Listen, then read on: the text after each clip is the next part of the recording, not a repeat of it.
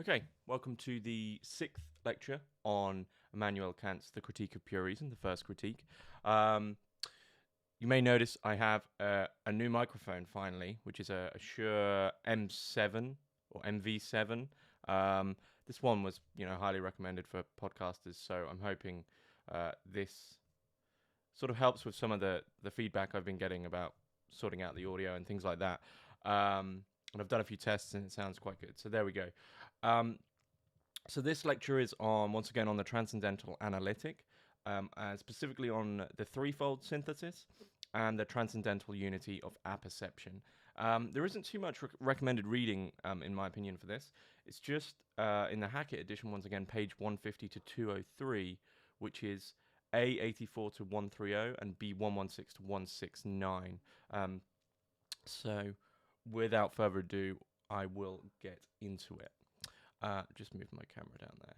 So the transcendental deduction, which I will start with here, sort of a little step that we need before going into this. It's widely regarded as probably the most difficult and elusive section of the Critique of Pure Reason. And I think really this is because it's very easy to misunderstand, but I don't think the misunderstandings necessarily take people in the wrong way. Once again, I guess scholars would say that my reading of the Critique of Pure Reason is sort of like a very relaxed one, but there is some nuanced things with the transcendental deduction which would basically to do with whether or not the categories which we spoke about in the last lecture are innate or if they're just required. So whether or not they're actually just within man already, or whether or not they just need to be. And that's really the one of the mistakes people make. So Kant expands on a definition of the deduction before entering into proofs of it, of course. So the problem thus far is that nothing in what's been said about objects justifies the application of a priori concepts to them. So it's sort of stating that what we're talking about in objects in terms to Kant and this whole philosophy of conditions it's one of the claims that, and one of the criticisms of Kant that he gets a lot is, well, are you just making all these categories up? It's very easy to say, oh, well, you can conceptualize something. We need understanding, we need conceptualization of sensibility in objects. But are these categories and are that table of categories we saw last lecture and the table of judgments, are these just made up, or are these actual objective factors? Because of course, if they're made up, we would once again be talking about subjectivities. And so, as it stands up until this section in the critique, it's not a necessity that the appearance of objects really needed to be related to these functional apparatus. You just needed this form of understanding, and whether or not in what sense that came about thus far doesn't seem to have the requirement of the specificity which Kant gives to it. Okay, so it is this which the transcendental deduction sort of seeks to solve. It seeks to find this sort of objectivity within that previous lecture that I spoke about. So we built that framework in the previous lecture, but well, why is that? Right? Why is that have to be that certain way? Or Kant says how subjective conditions of thought can also have objective validity. So this is A89B122. So Kant seeks to show how the a priori concepts of understanding, the categories, have an essential role in that subject-object relation, and it isn't just something that's created from the subject side. In that the categories then correctly apply to the objects that they intuit. So then, when we think back to the transcendental logic, which stands apart from the deduction, once again, transcendental logic, conditions of logic in a very rough sense, stands apart from the deduction in that the categories in the logic have thus far not been shown to be a necessity for representation to be given. So, thus far you could be mistaken in saying, well, do we truly need this entire very specific framework of categories to sort of enable that function of understanding? Can't we just have understanding that might be somehow outside of these? And so, in relation to the deduction, the logic stands as that which understands cause and effect as the judgment that one representation will succeed another. and is not in any way caused by it. Okay, so once again, back to that Humean point that really nothing thus far points towards an objective validity. Now, I'll keep this section quite short, but Kant states, now all experience does indeed contain, in addition to the intuition of the senses through which something is given, a concept of an object as being thereby given, that is to say, as appearing. Concepts of objects in general thus underlie all empirical knowledge as its a priori conditions. Okay. A priori concepts can be considered legitimate if they are in accordance with transcendental conditions. And this is sort of Kant's entire argument in this transcendental deduction. And it's, as I say, it is one of the places where people have firm disagreements with him. So he says in A96-7, if we can prove that by their means alone an object can be thought, this will be a sufficient deduction of them and will justify their objective validity. So it's sort of in this lecture that we are working back towards this. Well, where is the objectivity from all this subjective subject-object subjective relations? You know, the big question that is sort of put to Kant, I guess, from anyone first reading the critique is, well, where are these categories coming from? And hopefully the threefold synthesis and an understanding of the transcendental unity of apperception will sort of help us move towards that. But as I say, it is one of the places where I think anyone who is extremely critical of Kant is probably on their firmest footing, saying, well, once again, are you not getting caught up in subjective frameworks? So moving on from that section, which might seem strange, but Kant's arguments in that section, the proofs are the loosest part. Okay, so we'll move forward and hopefully you'll see how it pulls together. So we move forward into the threefold synthesis.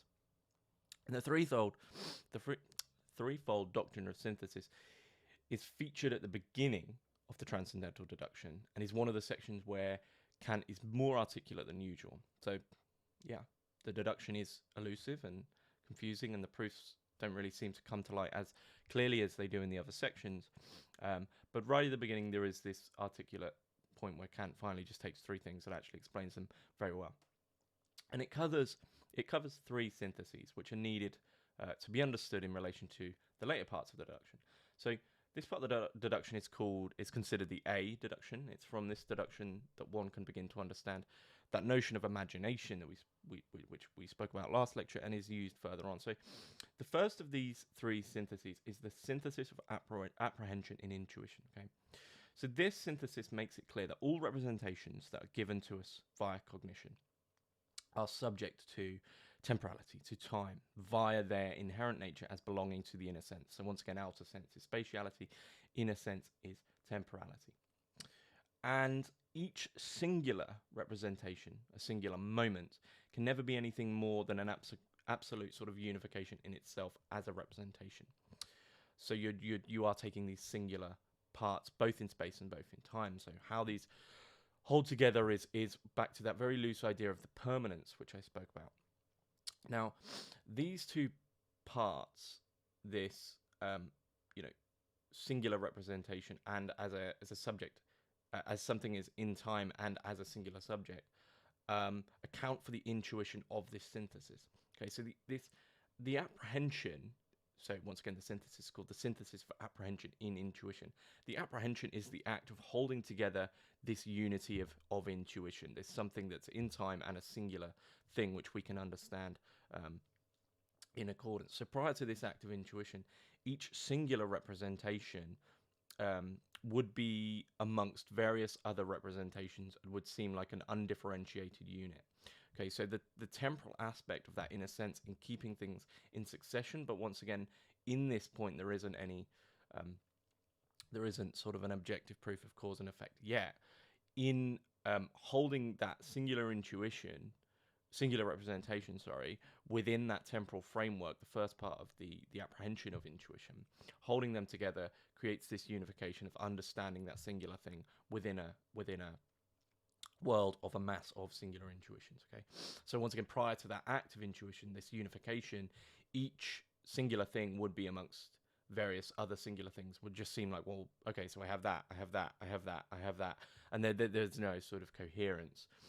And what Kant calls a manifold, which I'll get to later in the Transcendental Unity of Apperception. What Kant calls a manifold is a collection of sensations and perceptions which have yet to be formed and ordered via intuition. Okay, so apprehension is the means of distinguishing between absolute representations, which intuition then orders. So when we get through to the Transcendental Unity of Apperception, you'll see why it's framed that way. So this synthesis is a priori for that which is not empirical. So without it, we would not have the a priori presentations of space and time, but of course it has. So you have that unification between space and time there, that all representations are given, of course, via time, in the sense that they are understood in a succession, in an ordering, so they belong to the inner sense. And it's also a singular spatial representation, so there's the unification of the two. The second is the synthesis of reproduction in imagination. So actually, I'll just very quickly, on the first one, the synthesis of apprehension in intuition, which I've put on the slide for those who are watching on YouTube. This synthesis basically makes it clear that all representations that are given to us via cognition are subject to both space and time. So, onto the synthesis of reproduction in imagination, Kant states at A121, it is, however, clear that even this apprehension of the manifold alone would bring forth no image and no connection of the impression, were there not a subjective ground for calling back a representation from which the mind has passed on to another, to the succeeding ones, i.e. a reproductive faculty of imagination. So the purpose of the synthesis of reproduction in imagination, the second synthesis of the threefold syntheses, is to take this prior singularly apprehended unification and unify them into coherent relations with previously apprehended representations, which aren't memory, but association. Okay, so association between representations in their spatial sense, so that earlier intuitions are retained, so that a transition of mind is brought about wherein we can represent earlier representations without any current representation of them. So the imagination of, well, I see that and I can understand that in an association with retained representations, retained understanding and conceptualization of previous representations. And so when you think back to that transcendental deduction, you do see here some loose proofs of why it would be needed in an objective framework of understanding, that we need that ability to have that categorization. Now, it doesn't talk about the specifics of categorization here, but of course you would need it to say, well, I have this retention of something, and there needs to be some framework there for that thing to be retained by me coherently, so that I can then associate it with something that I'm presently seeing. So, you retain something and you understand it as, I won't go into the specific categories, but let's say there's categories A, B, C, and D, and you retain something and you say, right, it belongs to categories B and D. And then you see something else presently, and you also understand via this method of categorization, conceptualization, that this also belongs to B and D. And from this, you have this retention, which Kant does stress isn't memory. Okay, it's related to image. So this second synthesis is reliant on associations necessary for performing its synthesis, which Kant lists as recognition, reproduction, association, apprehension, and that's in A125. So now that the appearances have been apprehended in time via the first synthesis, for Kant, this forming of an image via imagination is the forming of a manifold. It's of image making. Okay, so image making and image for Kant is related to imagination, imagination, in relation to that imagination is related to that ability of retention in relation to categorization. Okay. So even actually, if you were to take the word imagination as we commonly understand it as of an imaginative fantasy, even these fantasies would be understood in terms of being able to create them in relation to categorization. Okay, so imagination mediates between the subject and the object. Okay, so Kant states The power of imagination as a faculty of intuition without the presence of the object is either productive, that is, a faculty of the original presentation of the object, the original presentation, which thus precedes experience, okay, presently, or reproductive, a faculty of the derivative presentation of the object, which brings back to mind an empirical intuition that it had previously. Once again, a relation of space and time, but also a relation of retention in relation to imagination. Okay. So the third synthesis is a synthesis of recognition in a concept. Okay. To experience objects, the subject must relate to them. I'll start that again. To experience objects, the subject, man, must relate to them spatially and temporally, in space and time. These are the foundations. We know this from the aesthetic and the earlier lectures. He must, but this relation, this framework, this spatiotemporal framework, comes prior to conceptualization of the objects. But we know we need both to fully understand an object. So then the subject applies concepts such as number, quality, and modality, real or fictitious, which equate to three concepts Kant identifies as categories. And recognition here is reliant on the memory. So when you're thinking, well, what the hell is memory? This is where memory comes in this sense of recognition, to recognize. So Kant states at A103, a merely reproduced manifold of representation would never form a whole, since it would lack that unity which only consciousness can impart to it. So if, in counting, I forget that the units, which now hover before me, have been added to one another in succession, I would never know that a total is being produced through this successive addition of a unit to a unit.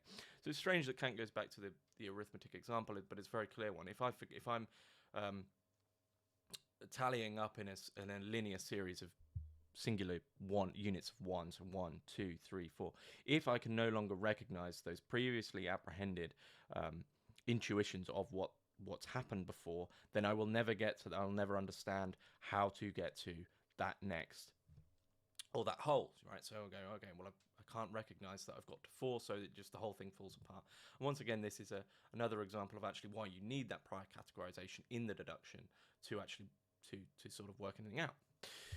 So this third synthesis needs two things. It needs memory, the fact I can remember that I've been tallying up 1, 2, 3, 4 at all, the way in which we sort of successively relate objects to one another in cognition. And the other thing it needs is the ability to recognize the relation between past and present representations. Not in memory, but in recognition. You can recognize what has been past and present, but it isn't really a memory, it's just a recognition. So they're related, and they can get confused. But this recognition is reliant on utilizing number, quality, modality, and empirical recognition to recognize that which is past from that which is present. So these acts by which the subject achieves recognition under the aforementioned concepts are called the acts of apperception, of apperceiving. This recognition or recognizing the differentiation between past and present as a means to form a coherent unity or an understanding in the present. Okay, so you see something, you represent something, and both of these modes really, but the recognition and the retention culminate in this apperception of this understanding. And this is related back to, I said the proofs are loose, but back to the idea of the transcendental deduction, whereby you need those a priori categories to be able to do anything, and you can begin to see why such a faculty of recognition would need such a thing as categories, because otherwise you wouldn't have a framework to sort of ever, be able to categorize things. If I saw two types of things which were cylinders, one being a pen and one being I don't even know, a tall glass, how could I recognize the spatial shapes of those without this categorization in terms of, so quantity or quality, etc. Now we have this act of apperception, this act of apperceiving. You can sort of, this then begins to culminate into the transcendental unity of apperception, which is really the important thing in this lecture. And it's the thing I've mentioned again that always comes up in Kant courses. And I think it is extremely important. But I also think that it often misses out these first few bits, and the full understanding of it is often just taken as almost by itself. but I'll get to I'll get to it now, and you'll see what I mean. So the transcendental unity of apperception is that that first thing that we often all hear about, and we go, oh my god, this sounds complicated. It really isn't. So because the formation of the self happens via the inner sense, okay, the formation of what we consider to be a sort of a permanence, a self, happens via the inner sense. That is via the internal temporal ordering of relations. One cannot say that the self can be given empirically. There must be a priori self-consciousness, which is the transcendental unity of apperception.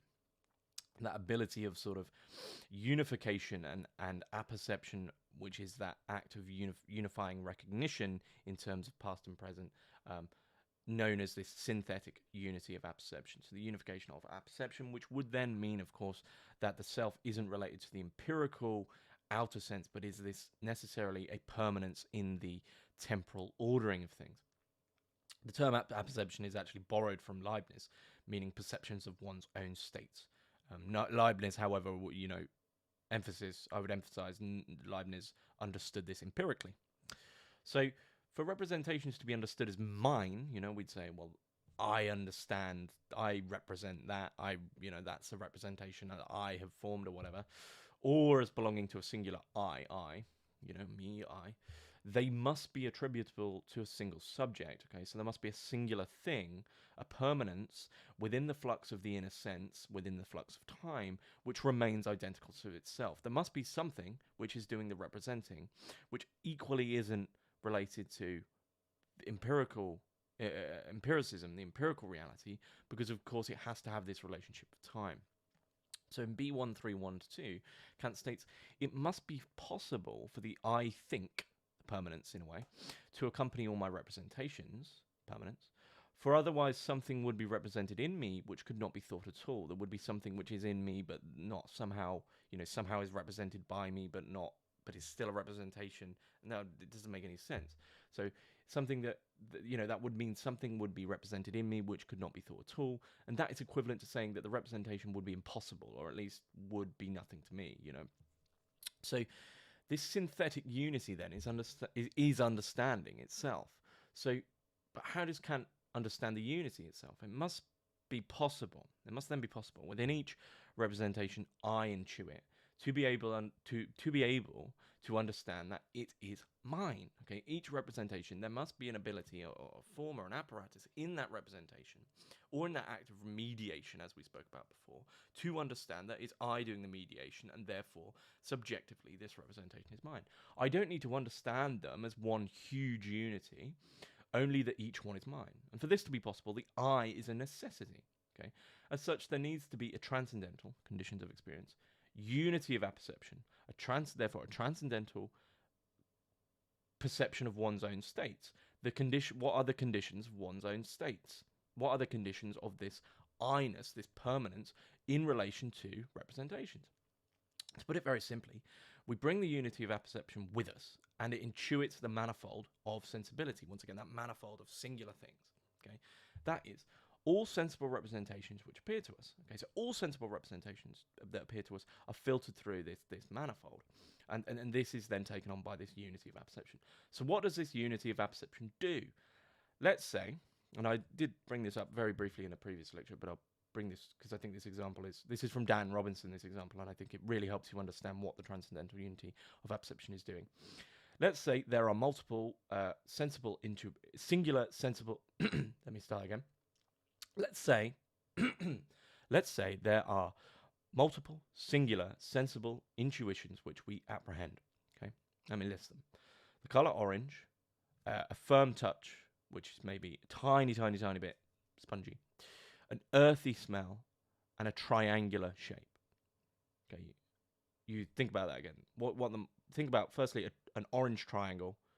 It's firm to the touch, has an earthy smell, and maybe let's say there's a green like string type thing coming from the top of it. And if you drew that out, what would you get? All these intuitions, of course, need the unity of apperception to come together for us to understand that what we're holding is a carrot. Sounds silly, or give the coffee example. There is a multitude of sensible intuitions.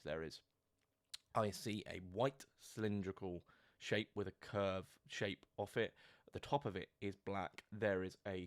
it's a liquid inside which is black and somewhat viscous, and there is a roasted type smell coming from it. It's a black cup of coffee, or a cup of black coffee. Okay, so that's what the transcendental unity of apperception does, is it unifies this manifold of singular sensible intuitions into something that we can go, that's a carrot, that's a cup of black coffee, that's that. And then once again, back in this relation to the transcendental deduction, you begin to understand, well, how could you understand a carrot? It would have to be categorized. How would you understand a shape, the triangle, have to be categorized? How would you understand smell? How would you understand, etc., etc., etc.? So these would then all fall into that categorization. Now, at this point, I would, of course, admit categories themselves still seem quite loose, but that is one of the major critiques, okay? But of course, I'll focus on the important things here. Of course, the importance here with respect to the term transcendental is how can all that one unifies be distinct from subjectivity, right? How is this apprehension of a carrot or a cup of black coffee not just a subjective apprehension? So we understand now that we sensibly intuit time and space. These are appearances which are then conceptualized by being subsumed under the pure categories of understanding. So the question which the unity of apperception subtly answers is the one of permanence with respect to the self. Okay, so within a body which is constantly undergoing change, whilst being bombarded by these constantly changing conceptualizations of the external world which we apprehend, how is it that the permanent thing, how does the permanent thing arise which we call the self?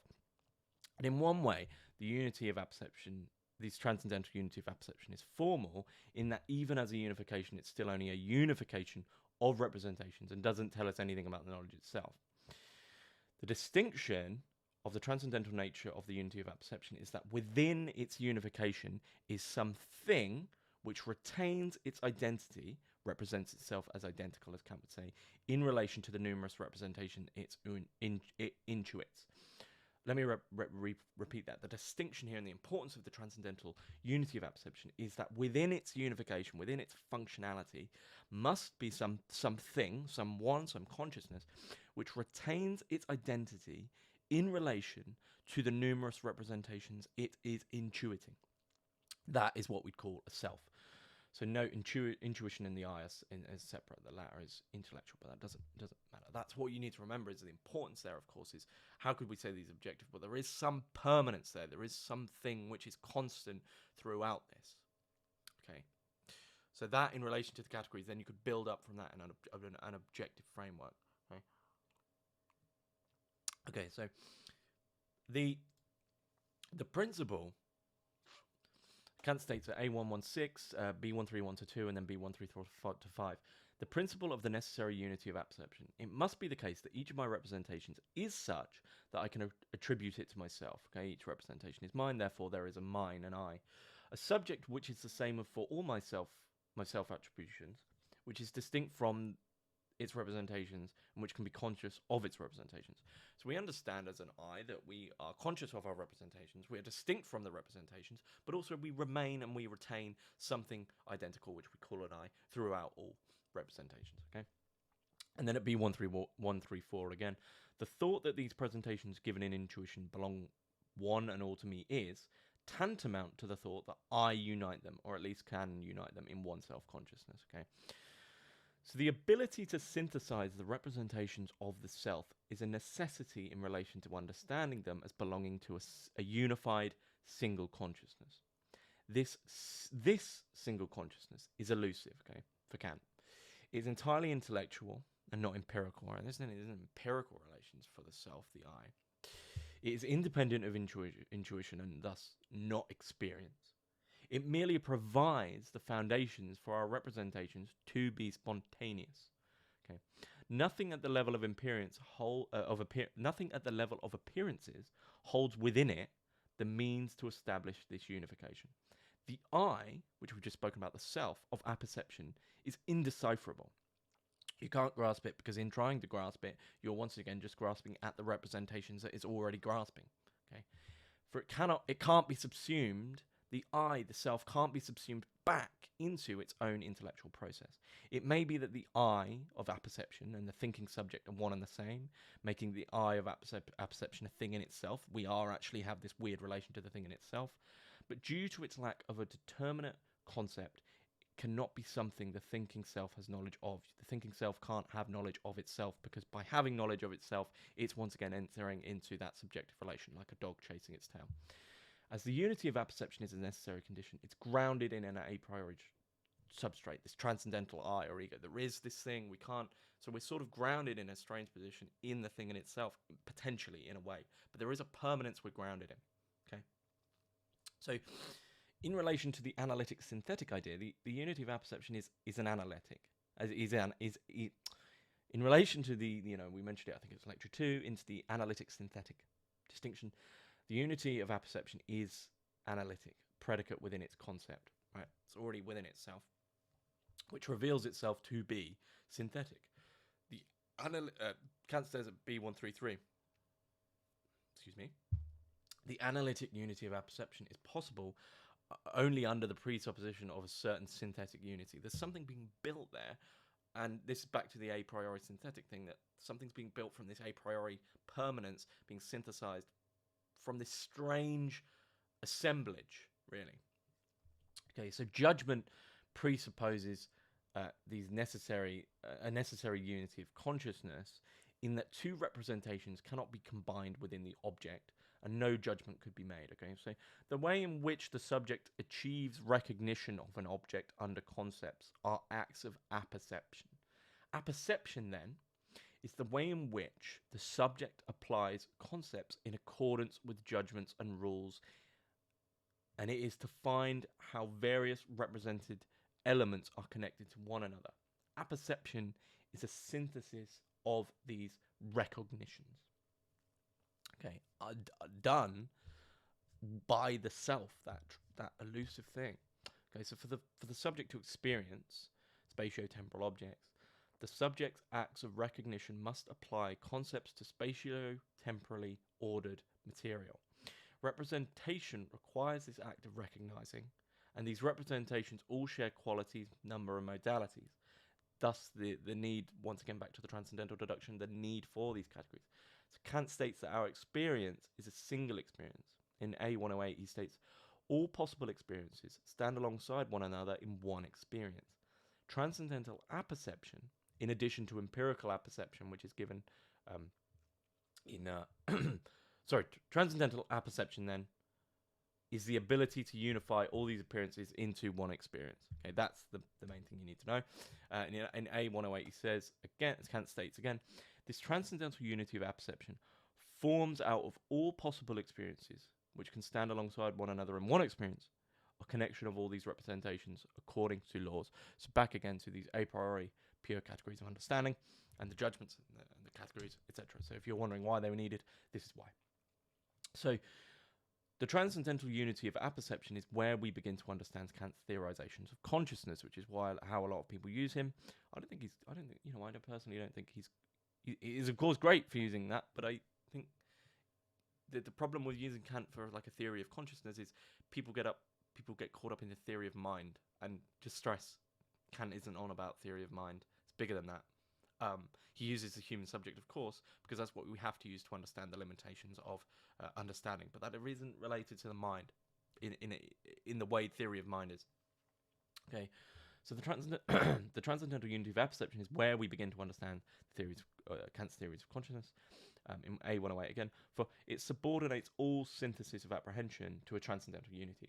Okay, so and this requires, once again, a unified consciousness, which in turn is required for there to be a unification and inherent connectedness of all representations. That all representations belong alongside all others within one consciousness. There needs to be some form of unification, which we've gone over. So transcendental apperception is simply consciousness of thinking and not thinking itself. Excuse me for the phone there. It provides the grounds for our cognition to represent objects. I'll just go over that because I do apologize for the phone.